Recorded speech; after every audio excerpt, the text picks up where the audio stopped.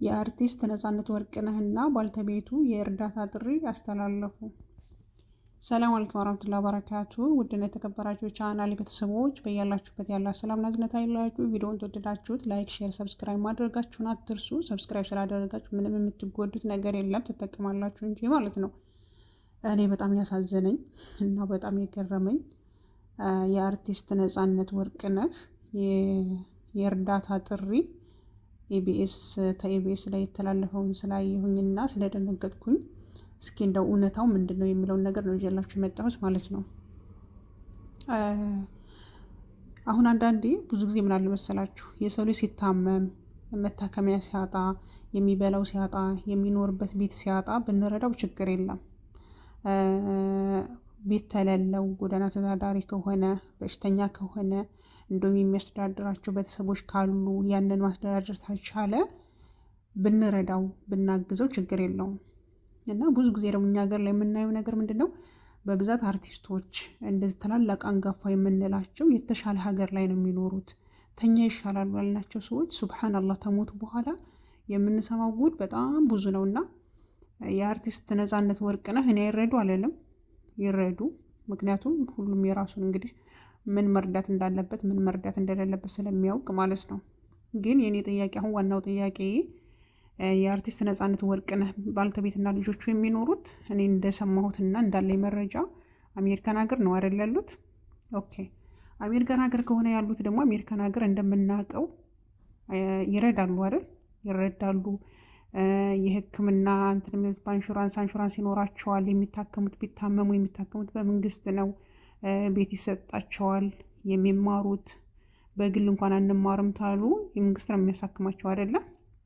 ስለዚህ አሁን የተከፈተው ኮፈንድሚ የተከፈተው የእርዳታ ጥሪ ምን ለማድረግ ነው?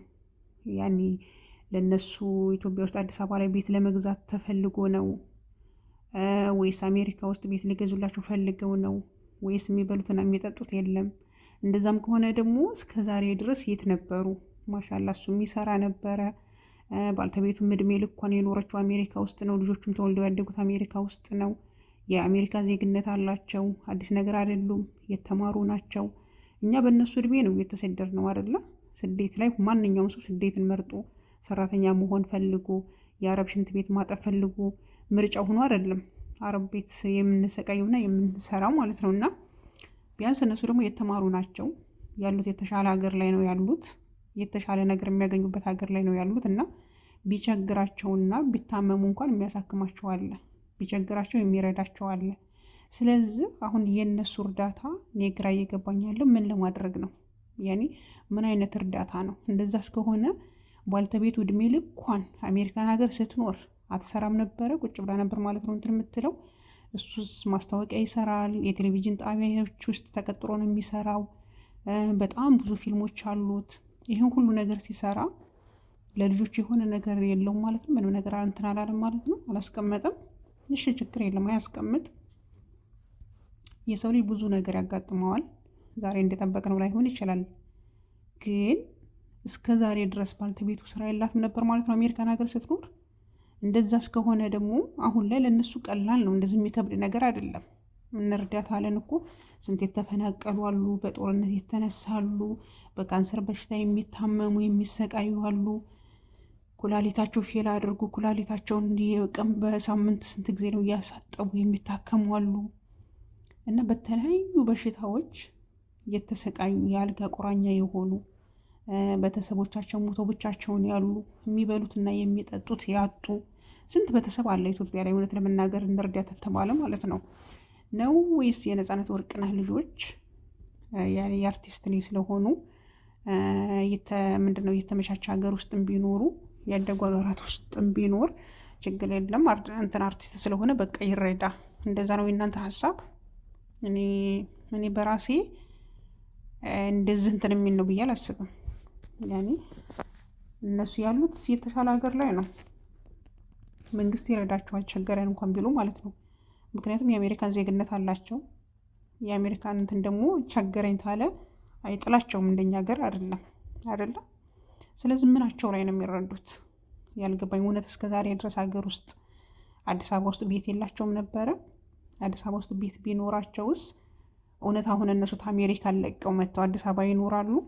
ያኔ ምን እንዲሆኑ ነው አሁን እያመነቻቸንላቸው ያለ ነው ያልገባኝ ማለት ነው። ወይስ ምን ለማድረግ ነው? እነሱን ለመርዳት ብላችሁ የእርዳታ ጥሪ እያስተላለፋችሁ ያላችሁት ማለት ነው። ታመው የሚታከሙበት አጡ። ትምህርት ቤት መግባት ፈልገው ትምህርት የሚማሩበት ገንዘብ አጡ። ወይስ እንዴት ነው? ወይስ ከሀገር መውጣት ፈልገው መውጣት አልቻሉ? የእናንተ ሀሳብ አሁን የእናንተ የእርዳታው መንስኤ ምንድን ነው? እናንተ አሁን ምን ለማድረግ ነው ያሰባችሁት? እኛ እኮ እንርዳታለን ስንት አለ ቤተሰቦቻችን። ይሄ ሁሉ ነገር ደግሞ ተጠያቂ ምንድነው? አረብ ሀገር ያለ ሰው ነው። አረብ ሀገር ያለ ሰው ብዙ ጊዜ ለራሱ እንደ ሻማ እየቀለጠ ለሰው ነው የሚኖረው። አትርዱ አይደለም እርዱ፣ ግን ሁሉም ነገር ልክና እንትን አለው፣ ቦታ አለው። ገባችሁ? እነሱ አሜሪካ እየኖሩ ያደገ ሀገር ውስጥ እየኖሩ የአሜሪካ ዜግነት እያላቸው የተማሩ ልጆች ሆነው እድሜ ልካቸውን ተወልደው ያደጉት እዛ ሆነው እንዴት ነው አሁን እርዳታ እንትን የምትሉት? በሽተኛ አይደሉም፣ ሙሉ ጤነኛ ናቸው አይደለም? እና እኔ አሁን የተሰበሰበበት እንትን እኔ ብዙም እንትን ያኔ እንደዛ አግባብ ነው ብዬ አላስብም። ያም ከሆነ ደግሞ ብዙ አርቲስቶች አሉት አይደለም? ብዙ አርቲስቶች አሉ፣ ሀብታም አርቲስቶች አሉ፣ ሀብታም ባለስልጣኖች አሉ፣ ጓደኞቹ አሉ፣ እሱ የስራ ባልደረቦቹ አሉ። እንደዛ ከሆነ እንደ ወንድም የወንድሞቻችን ልጆች ናቸው ታሉ የወንድሜ ልጅ ነው ታለ አንድ አርቲስት ሰብሰብ ብለው ማሻአላኛ ሀገር ላይ ስንት ሀብታም አርቲስት አለ። ተሰብስበው ለምን አዋጥተው አይረዷቸውም? እንደዚህ በሚዲያ ማውጣቱ አስፈላጊ ነው? ዛሬ እሱ ሲሞት ለምን አይረዱትም እነሱ?